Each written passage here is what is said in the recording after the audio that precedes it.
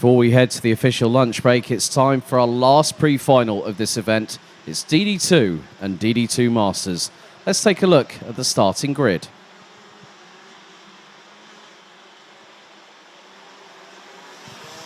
Well, it's going to be a dogfight in this one, I can guarantee you that much, because Carl Gustav Borgard is the one that's been leading the way. 3 victories yesterday, was third in time qualifying, but has some young upstarts waiting in the wings, the likes of Tom Bracken and Enzo Bol. Borgard is on pole, Bracken is alongside him, Enzo Bol is in third.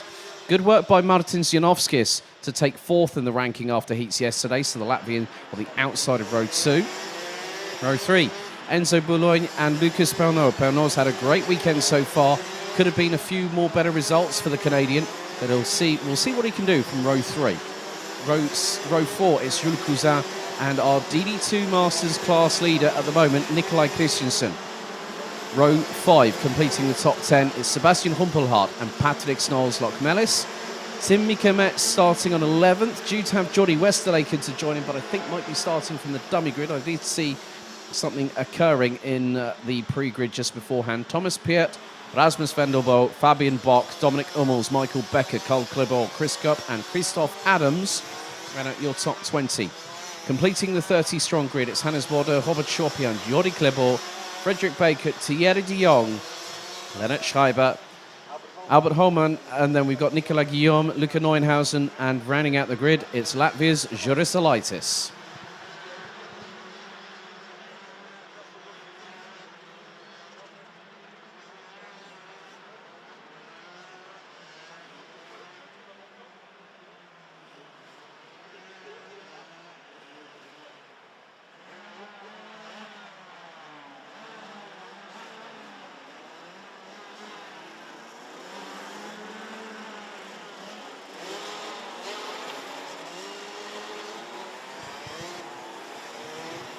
The red lights are on the gantry, and it will be 13 minutes plus an additional lap of racing for the DD2 and the DD2 Masters pre-final. They'll have to get themselves into some semblance of order very, very quickly.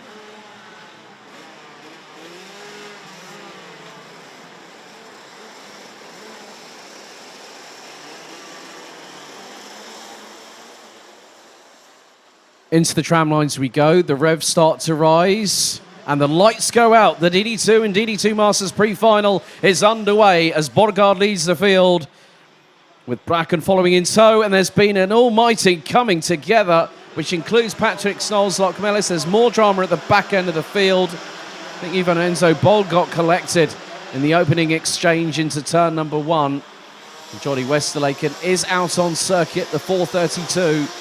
Now making his way through turns 3, 4 and 5. Track space was at a premium, especially going into turn 2, having driven this circuit myself before.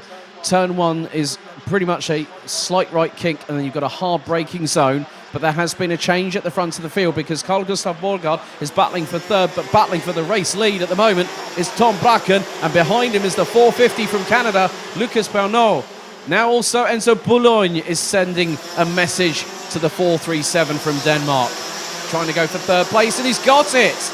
And here comes Rasmus Vendelbo, who's got a double toe down the start-finish straight behind Borgard and behind Boulogne. And he's now up into 4th place as Boulogne gets a little bit of a rude awakening. We've got a yellow flag briefly being shown at Marshall Post 7. And Jordi Westerlaken, oh, right, there's 3 wheels on that wagon, I'm afraid, off of turn number 11. The left front has come adrift from the kart. And Westerlaken's race is already over. There's more battling up and down the order, particularly at the bottom part of the top 8, because both Tom Bracken and Lucas Pernod are free and clear to pull away.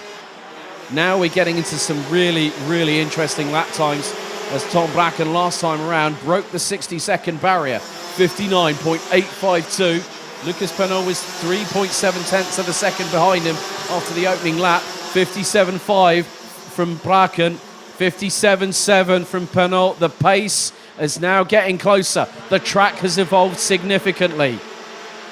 So anyone who thought they might have that chance, that window of opportunity on being on wet tyres, that might have been the incorrect decision. And looking at Enzo Bol's pace, 59.0.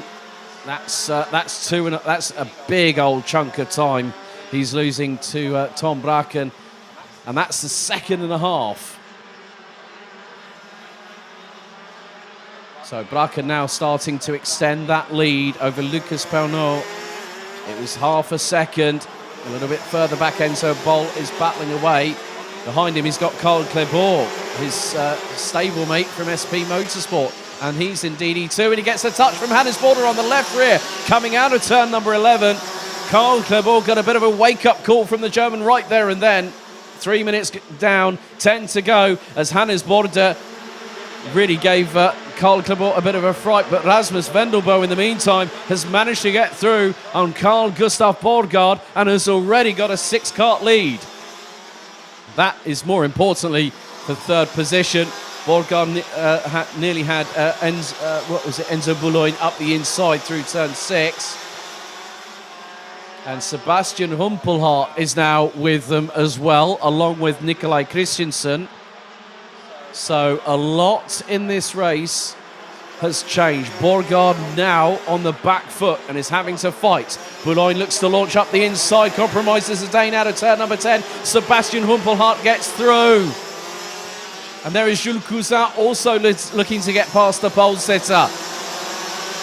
Nikolai Christensen fancies an opportunity along with that. So does, I think, the 471. That's Fabian Bock. Enzo Bol rounds out the top 10. And Enzo Bol running in the 57.3s. Tom Bracken's already hit the 56s. 56.928 on lap number 3. His lead over Lucas Pernot from Canada is 0.881 of a second. As Nikolai Christensen sideways coming out of turn 6. And Jules Cousin goes, well, let me through. I'm not battling you for position. And Jules Cousin makes an absolute hash of turn number 7. Well, Jules Cousin went, let me through, and he just outbraked himself. Just went completely near on, straight on, and could have ended up in the barriers. Well, more turns, twists and turns than the never-ending story in this race. But there's been a big development because it's no longer Tom Bracken who leads. Now, Tom Bracken might have had I'm not too sure if he went off circuit, but his last lap was a 1 minute 0.4, which means the pride of Canada, Lucas Pernot, is leading the race, and he has a 2.2 second advantage. Rasmus Vendelbo is in third. Sebastian Humpelhardt leads the way for DD2 Masters, and he's in fourth overall, folks. Enzo Boulogne in fifth. Carl Gustav Borgard in sixth. Nikolai Christensen, another one of the DD2 Masters contingent. He is up into seventh, running second in class. Fabian Bock, Jules Cousin, and Enzo Bol complete the top 10.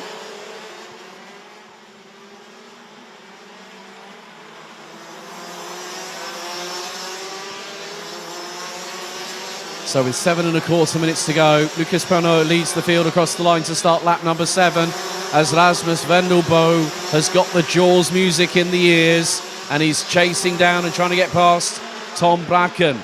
Tom Bracken, in the meantime, did a 56.2.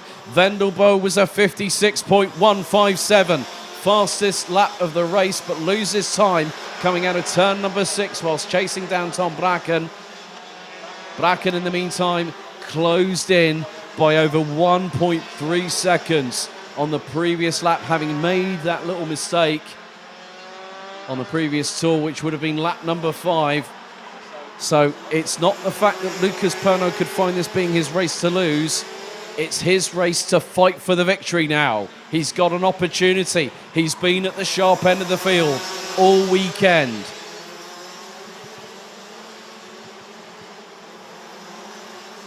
And now the gap goes down to 0.449 of a second. Bracken with another fastest lap of the race. We're that close, folks, to the 55-second lap times. 56.020 for Bracken. 56.5 from Lucas Pernot. So Pernot is having to respond. He will look over his right shoulder at some point and see how much closer the Bracken is. And Bracken is really close now, coming out of turn number 8 through turn 9. That gap is probably 2 to 3 kart lengths at a push. Into turn 10.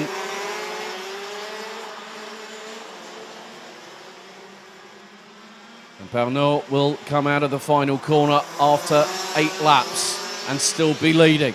But the question is, can he hold on? How much longer can he do so for? How long will it be when Tom Bracken gets through and retakes the race lead? Meanwhile, behind, there's a skirmish and a half, and Enzo Boulogne loses out to Sebastian Humpelhardt, who in turn gets overtaken up the inside of turn 2 by Carl Gustav Borgard, who's now up back into 4th place.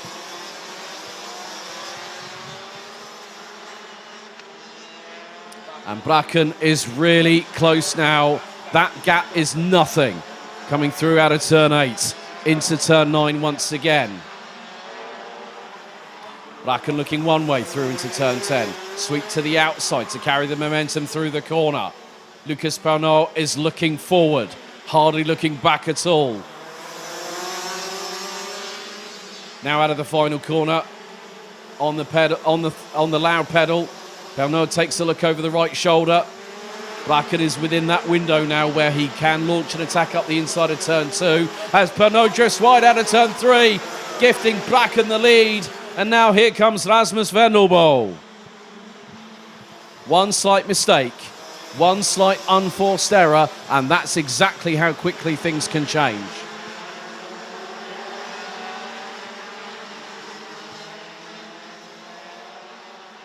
Three minutes and 50 seconds on the timer remains. Chris Cup, unfortunately, has now parked the 547 entry. One of our multiple DD2 Masters drivers here on this amalgamated grid. So we're going to be down to 28 drivers. Tom Bracken now starting to pull away with 3.5 minutes remaining on the timer, plus an additional lap. It's been a difficult one for Enzo Boll. He started P3. He's now currently down in 15th position. So if he went with the wet weather tyres, I'm afraid that was not the right call. Because with the lap times running in the 56s and 57s, we're nigh on pace to be at flat-out racing speed.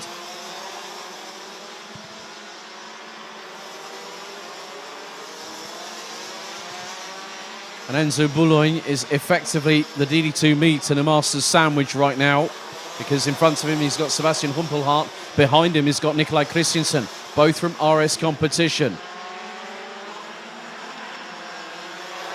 But whilst I'm keeping an eye on that battle, I'm also keeping an eye on what's happening between second and third, because Bracken's gotten away. Pernod is still holding on to second. But how much longer before Rasmus Vendelbo gets through on him? Out of the final corner they go. We complete lap number 11. Pernod just over 2 tenths ahead of Rasmus Vendelbo going into turn number 1 and 2.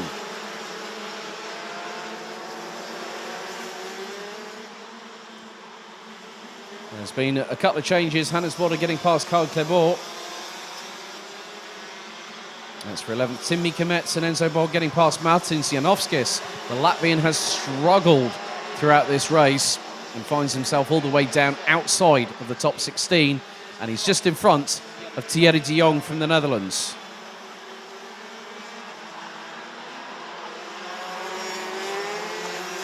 And for those folks watching at home, you can see that there has been a rapid evolution up. We've had a yellow flag off of Marshall post number 4, and that could be, looks to be one of the Nice racing carts.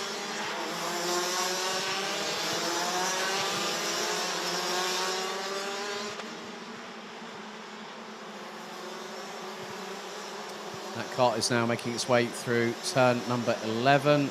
That was Hannes Bode, I'm afraid. So, not too sure if something happened.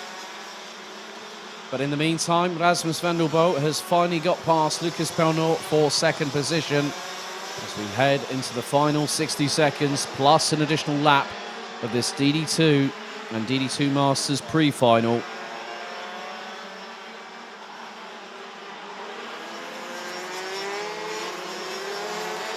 But Tom Bracken's lead is the best part of a second and a half. With 45 seconds on the clock, how much of that can Rasmus Vendelbo close over the next, probably what's going to be another 2 laps? Well, he's got that. He's just put in the fastest lap of the race. Well, he's responded, but I think he might have responded to what I've just said. 55.417 seconds from Rasmus Vendelbo gets the gap down from a second and a half to 1.3. He was 2.5 tenths of a second quicker than Tom Bracken on that last lap. Then at Schreiber, in the meantime, has also dropped a couple of places down the order, down to 22nd position. Christoph Adams now up into 18th.